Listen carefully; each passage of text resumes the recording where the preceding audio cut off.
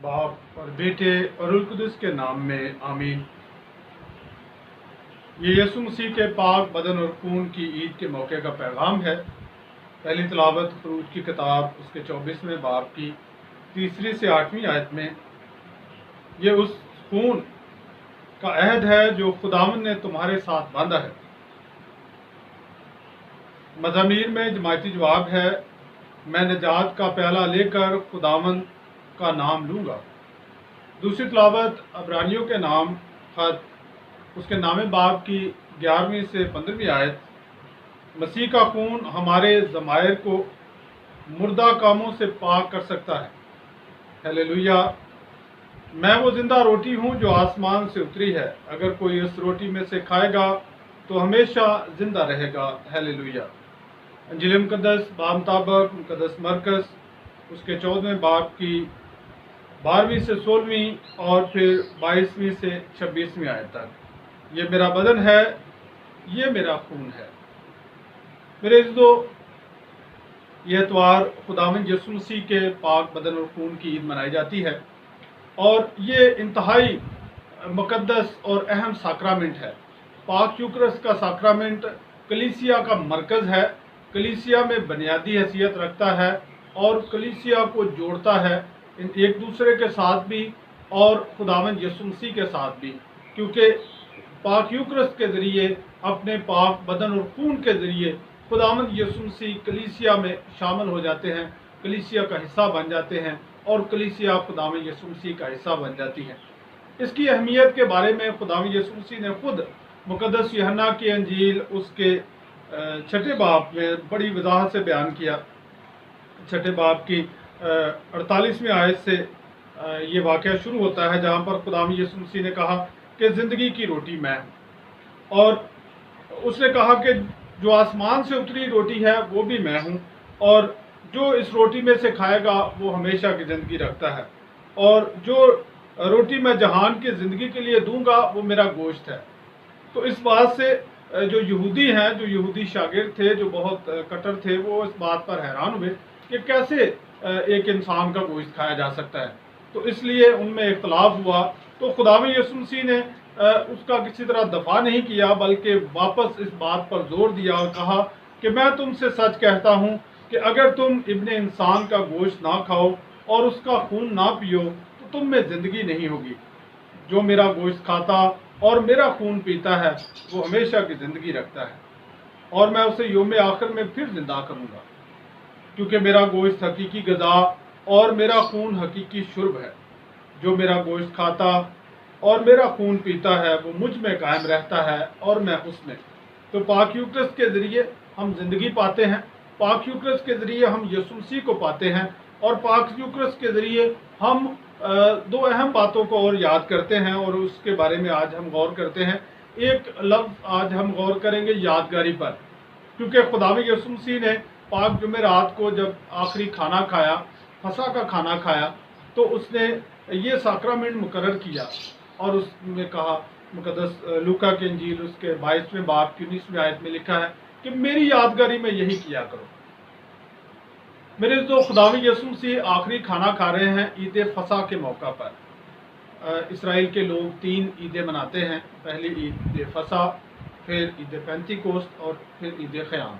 और इन तीनों मौक़ों पर लोग यरूशलेम आते हैं और यरूशलेम आकर इबादत करते हैं, खुदा के साथ अपनी मोहब्बत का इजहार करते थे, अपनी कुर्बानियाँ गुजरानते थे, मजबूर रस्मात अदा करते थे, और ख़ास तौर पर गुजरे हुए वाक़यात को याद करते थे। यादगारी की अहमियत बहुत ज़्यादा है इन ईदों पर। और ईद फसह जो है वो इसराइल की ग़ुलामी में से निकलने की, मुल्क मिस्र की ग़ुलामी से निकलने की याद में मनाई जाने वाली ईद है। तो खुदावंद यीशु मसीह ईद फसह को चुनते हैं अपने आप को कुर्बान करने के लिए, इंसान की निजात के लिए अपने आप को पेश कर देने के लिए, क्योंकि ईद फसह के मौका पर बर्रा लिया गया, ज़बह किया गया और उसका खून चौखटों पर लगाया गया। और फसह का मतलब गुजरान है, यानी जब खुदा वहाँ से गुजरा और उस खून की वजह से वो लोग बच गए, और वो खून उनके लिए रिहाई का बायस बना, निजात का बायस बना, आज़ादी का बायस बना। और बर्रे का जो मिलकर उन्होंने اس برے میں شریک ہوئے، اس کھانے میں شریک ہوئے جس میں اسرائیل کے لوگ جو ہیں وہ عام طور پر خمیری روٹی کھاتے ہیں، یعنی خمیر ملا کھانا جو ہے کھایا جاتا ہے، جو تمام گڈریا قومیں جو ہیں وہ خمیر کھاتی ہیں، مگر اس رات انہوں نے فطیری روٹی کھائی، اور یہ آئندہ بھی ایسا سلسلہ چلا کہ بغیر خمیر کے کھانا کھایا جاتا، وہ یادگاری کے طور پر۔ اور آج بھی اسرائیل کے گھروں میں یہ ہوتا ہے کہ اس یادگاری کو منایا جاتا ہے، اس جو ہے آزادی کو یاد کیا جاتا ہے۔ خداوند یسوع مسیح بھی عید فصح چنتے ہیں اور اسے نیا نام دیتے ہیں، کیونکہ یوحنا کہتا ہے دیکھو خدا کا برہ۔ تو یسوع مسیح جو حقیقی برہ ہے وہ اپنے آپ کو پیش کر دیتا ہے، اور خداوند یسوع مسیح کی ایک قربانی جو ہے وہ صلیب پر ہے، جو اس نے انسان کے لیے کامل طور پر اپنے آپ کو قربان کر کے انسان کو گناہوں سے رہائی دی ہے، نجات دی ہے۔ اور ایک قربانی خداوند یسوع مسیح کی پاک الطار پر چڑھائی جاتی ہے، اور یہ قربانی جو ہے وہ قربانی ہم یاد کرتے ہیں، صلیب کی قربانی ہم یاد کرتے ہیں جیسے فصح کی قربانی یاد کی جاتی تھی،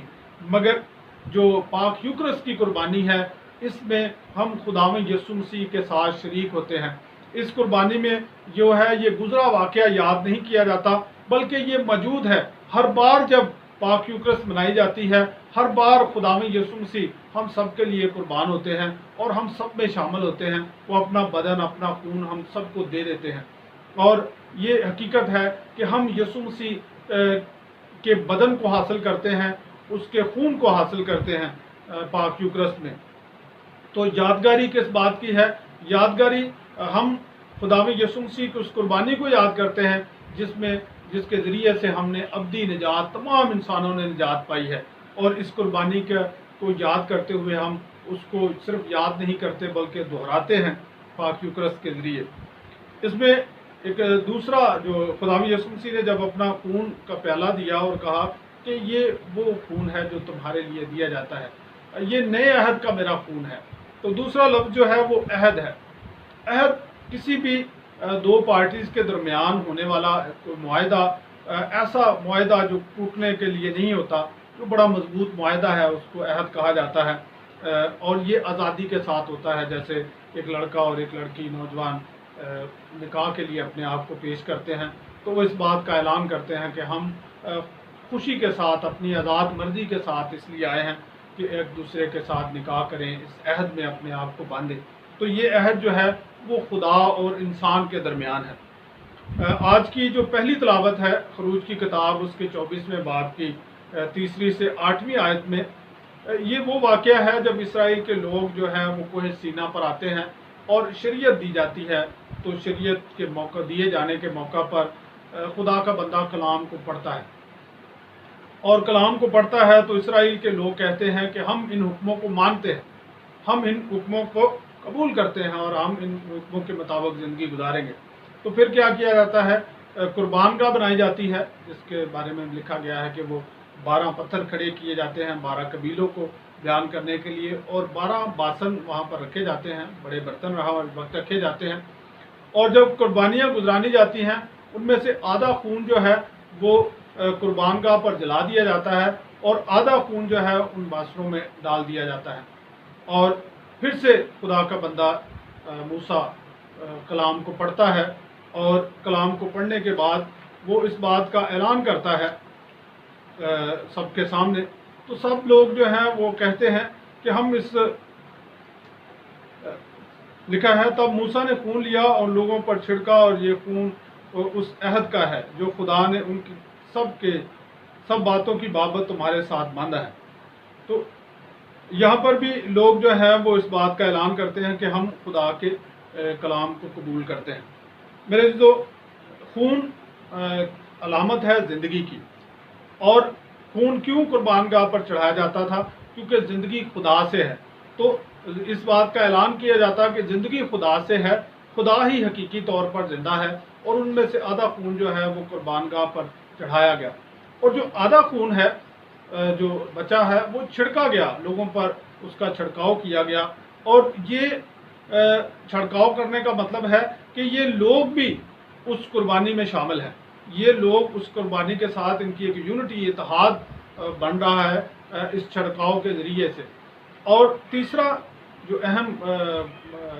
بات ہے اس بات میں خون کے بارے میں، وہ یہ ہے کہ اب یہ جو عہد باندھا گیا ہے اس میں خون کو گواہ کے طور پر لایا گیا ہے، تو اب یہ جو ہے یہ زندگی اور موت کا معاملہ ہے۔ اب یہ عہد کسی طرح توڑا نہیں جائے گا، اب یہ عہد کبھی بھی جو ہے وہ ختم نہیں کیا جائے گا۔ جیسے کئی بار ایسے ہوتا ہے کہ بہت سارے ہم کہانیوں میں، فلموں میں دیکھتے ہیں کہ کچھ قبائل ہوتے ہیں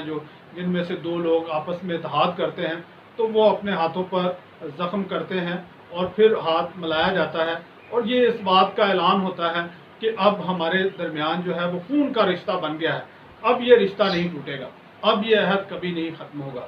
خداوند یسوع مسیح بھی اپنے خون کے ذریعے سے ایک نئے عہد کو باندھتے ہیں، اور یہ نیا عہد انسان کے درمیان اور خدا کے درمیان ٹوٹا ہوا رشتہ جو ہے اس کی بحالی کا عہد ہے۔ خداوند یسوع مسیح اپنے خون کو، اپنے آپ کو ہمارے لیے پیش کر رہے ہیں، اس بات کا اعلان خداوند یسوع مسیح کرتے ہیں۔ اور جب ہم پاک یوکرست میں اکٹھے ہوتے ہیں، خداوند یسوع مسیح کے پاک بدن اور خون کو لیتے ہیں، تو پھر سے ہم اس بات کا اعلان کرتے ہیں کہ ایک طرف اسرائیل کے لوگ خدا کے کلام کو پڑھ کر اس کے ساتھ ایک عہد باندھتے ہیں، اور ایک طرف ہم خداوند یسوع مسیح جو خدا کا کلمہ ہے، جو ہمیشہ خدا کے ساتھ تھا اور جو خدا ہے، اس کے ساتھ اپنا عہد باندھتے ہیں، اس کی یادگاری کرتے ہیں۔ اور پھر سے ایک بار جب کاہن ہمیں پاکماس کے بعد کہتا ہے کہ سلامتی سے جائیں، تو اس بات کا اعلان کرتا ہے کہ ہم نے وہ جو پاک بدن اور خون حاصل کیا ہے، اس سے جو تقویت ہم نے پائی ہے، اسی کو ہم دوسروں تک پہنچائیں، دوسروں تک پھیلائیں، اور جو کلمہ ہمیں ملا ہے اس کلمے کو، اس پیغام کو ہم دوسروں تک پہنچائیں۔ اور خداوند یسوع مسیح جو ہم سب کے لیے قربان ہوا ہے، اس کو ہمیشہ یاد رکھیں، اس کی قربانی کو یاد رکھیں، اور اس کی قربانی کو یاد کرنے کا خوبصورت طریقہ یہ ہے کہ ہم پاک یوکرست میں شامل ہوں۔ خداوند ہمیں یہ فضل بخشے کہ ہم یوکرستی عبادات میں اپنے آپ کو متحد کرتے ہوئے خداوند یسوع مسیح کے ساتھ ایک ہوں، مسیح ہمارے خداوند کے وسیلہ سے، آمین۔ باپ اور بیٹے اور روح القدس کے نام میں، آمین۔